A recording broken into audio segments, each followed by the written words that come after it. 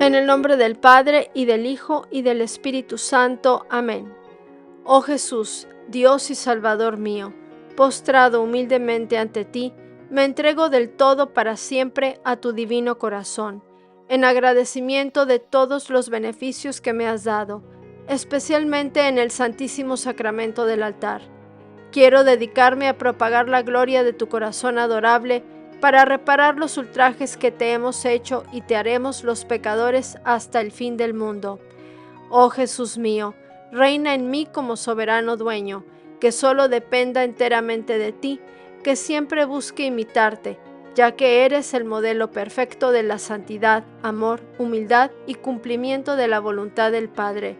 Te suplico, dulcísimo Jesús de mi corazón, seas mi fuerza, mi asilo, mi consuelo y esperanza. Amén.